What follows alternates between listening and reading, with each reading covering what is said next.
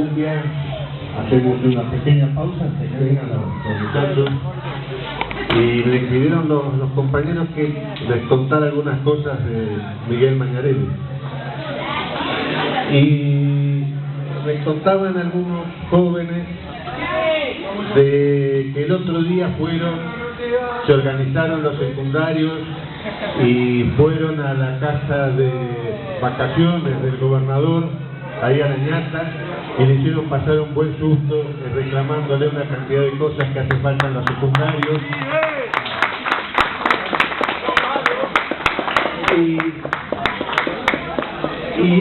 Y Miguel era un muchacho así, como esos 150 o no sé cuántos muchachos que fueron a La Ñata.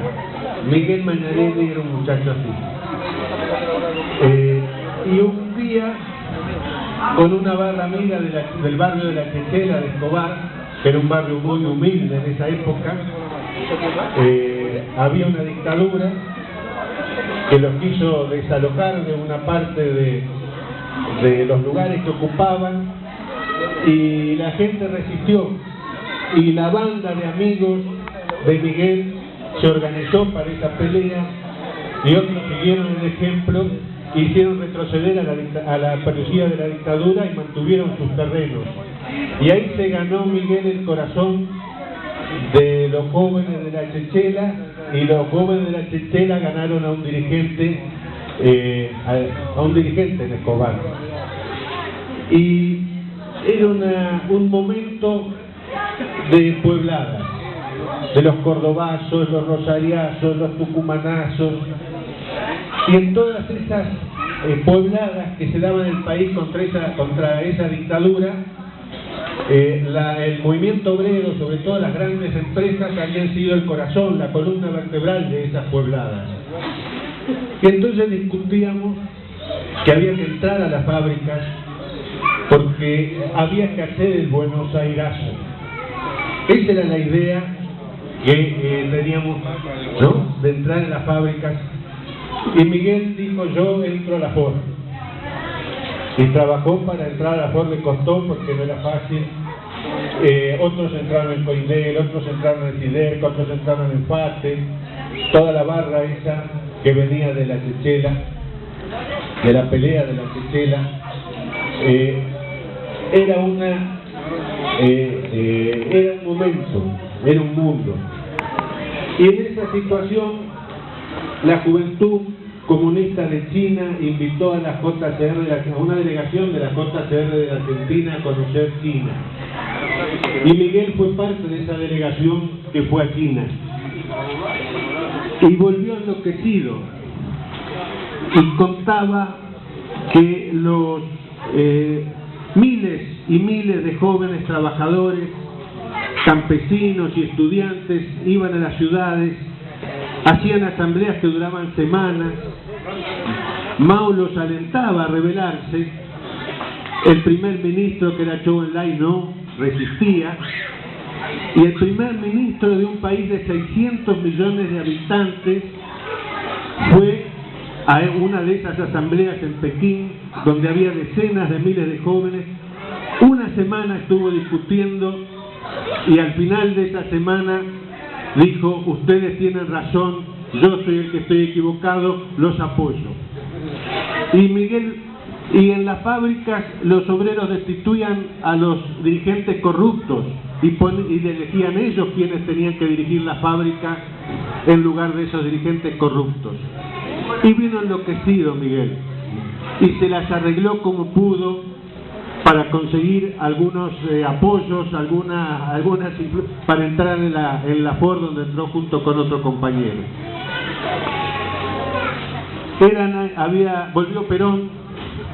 La gente, ¿qué nos decía en esa época? Lo que vos decís de China y de Mao es lo que está haciendo, lo que hizo Perón y lo que va a hacer cuando vuelva a la Argentina. Pensaban los jóvenes en un Perón mezclado con el Che Guevara. Y bueno, Perón volvió viejo, enfermo, condicionado, no tenía el poder, tenía el gobierno. A pesar de eso pudo hacer algunas cosas importantes, como la ley de contrato de trabajo, que si existiera hoy, si se pusiera en vigencia hoy, no podría haber despidos y se trabajaría 8 horas y el salario, el conjunto de los salarios de los trabajadores llegó al momento más alto de la historia argentina. El 50% del Producto Bruto de Argentina eran los salarios de los trabajadores. Hoy es el 23%, menos de la mitad. Y entonces, pero el propio gobierno peronista había sectores golpistas, había sectores muy reaccionarios, y se veía que se venía el golpe de Estado, y nosotros decidimos enfrentar el golpe de Estado. Lo hicimos en un congreso de la juventud, el partido acababa de resolver esa posición, y los jóvenes de la zona norte, junto al partido de la zona norte, hicieron un gran trabajo en las fábricas. Y yo recuerdo que Miguel, que había ido a volantear a la FASE y denunciar que esa patronal, así como denunciaban a la patronal yanqui por golpista, esa patronal de testaferros, de capitales rusos, de FATE, que también era golpista, y se armó una podrida bárbara en la fábrica porque era la primera vez que alguien decía que esos que manejaban FATE eran testaferros de lo que entonces era el social imperialismo ruso. Y ese trabajo, esa tarea de llevar el debate del golpe de Estado, el golpe de Estado pasó, pero el 24 de marzo de 1976, más de 1000 empresas, gremios enteros como el ferroviario, hicieron paro y abandono de fábricas.